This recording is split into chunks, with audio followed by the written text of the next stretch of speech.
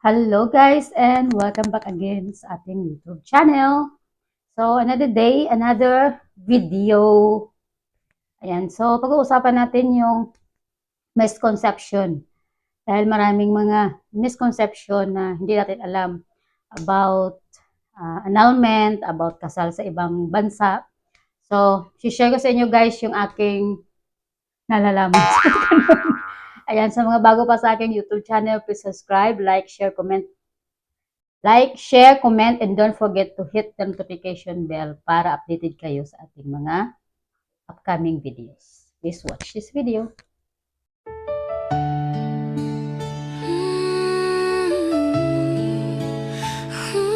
Worth to wait.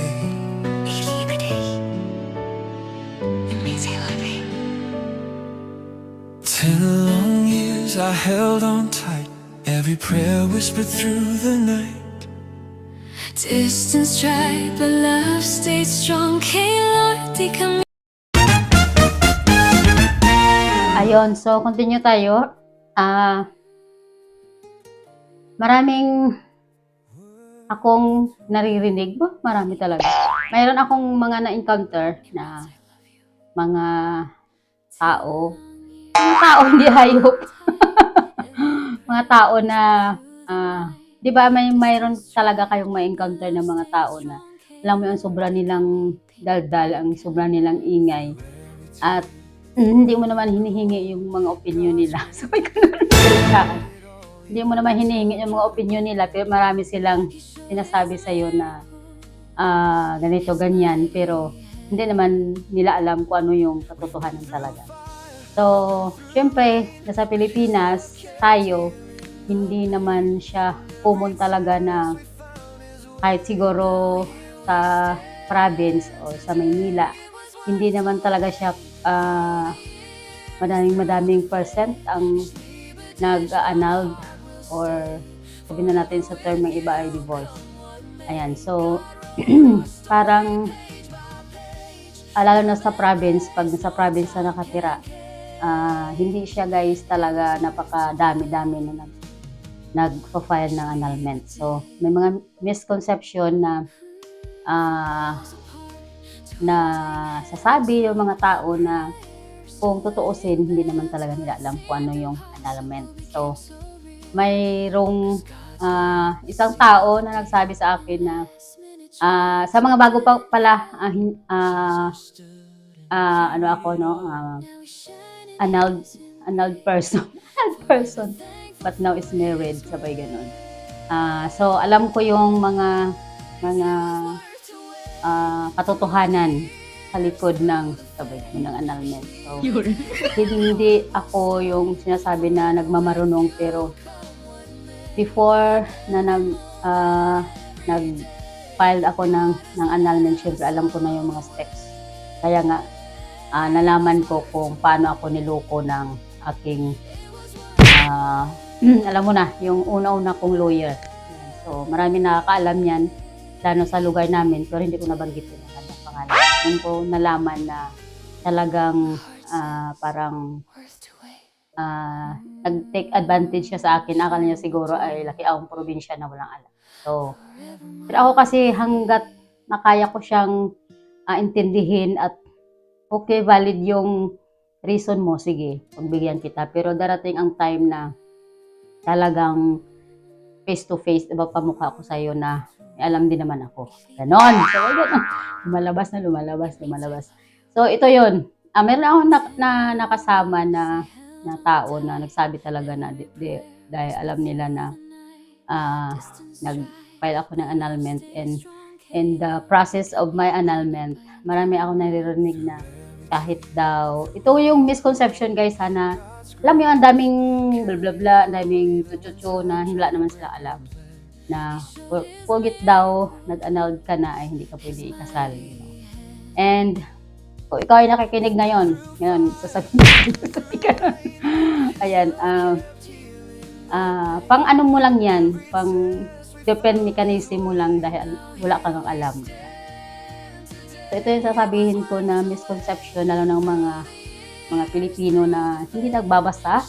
Sorry lang, hindi naman lahat, pero hindi hindi dahil narinig mo, wag mo yung panghawakan dahil hindi mo alam kung totoo yung narinig mo. Parang chismis lang yun di ba?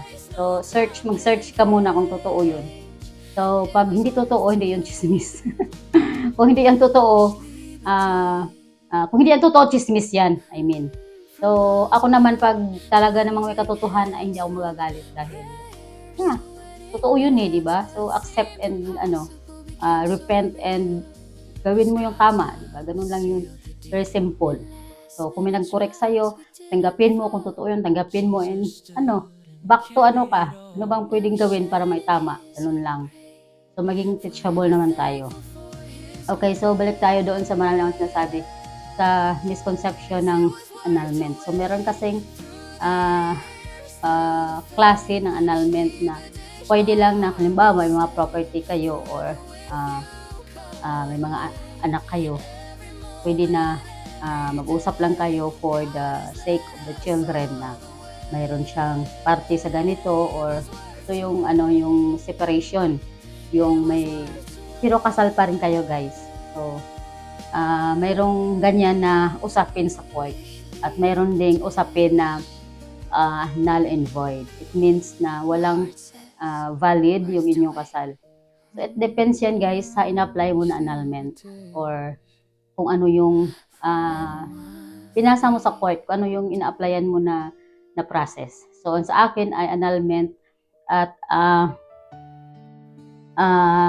pinakita ko doon or prove ko doon with all my witnesses and all my affidavit and all my from the physician or psychiatrist na really mayroon siyang mental illness or mayroon siyang mental incapacity na mag-go through ng marriage na hindi niya kaya talaga na may relationship within the marriage yung case niya dahil mayroon na siyang sira sa utak. Gamitin natin yung sira sa utak, huwag tayong masaktan dahil yun ang totoo.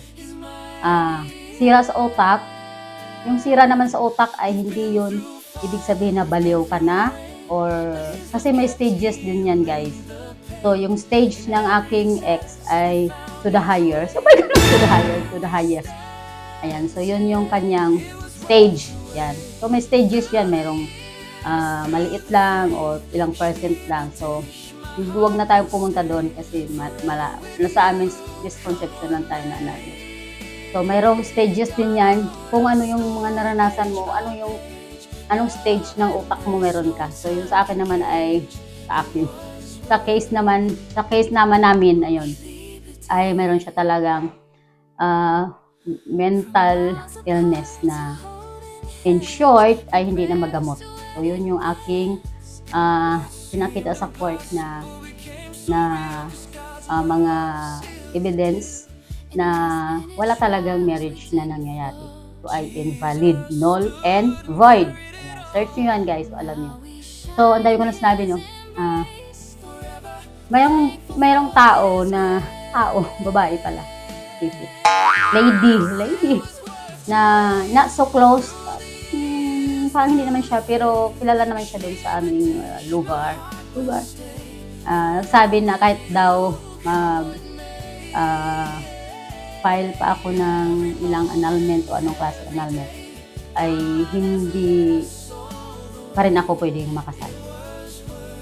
So, okay, hindi ko naman siya dapat na i-explain sa kanya but sinabi ko lang na okay. And ito guys, sasabihin ko sa inyo, pag null and void ang inyong kasal, pwede po kayong mag-asawa dahil ito ay walang bisa. Pag sinabi mo walang bisa ay walang kasal na nangyayari. Paano walang kasal na nangyayari? Nag-gown ka nga sa church, may mga witnesses pa, may mga ano pa. Basahin nyo na lang guys yung yung family code, yung laws sa family. So doon yung makikita kung bakit naging null and void. So ibig sabihin walang kasal na nangyayari, walang visa yung aming kasal. So in short, pwede ako magpakasal at nangyari nga yun, nakasal ako. So yun, yung sabihin ko sa'yo na yung narinig mo, hindi porket narinig mo yun, papaniwalaan mo. So, mag-research ka muna. And alam ko maraming misconception na ganun ang paniniwala nila na, ay, kahit nag-annulment ka pa, hindi ka makakasal sa iba. Bakit ba ang bitter mo? Sabi. Hayaan mo guys na yung court o yung laws na magsasabi ng totoo. So, dahil wala kang alam, much better manahimik ka. Sabay ganon. Yan, ganon yung isang misconception na isi-share ko sa inyo guys. Para naman, okay, luminaw. And, hindi ka naman mamukhang ewan, di ba?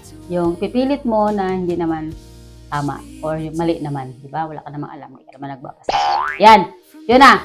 Okay, so yun lang guys. One more misconception in our next. Bye!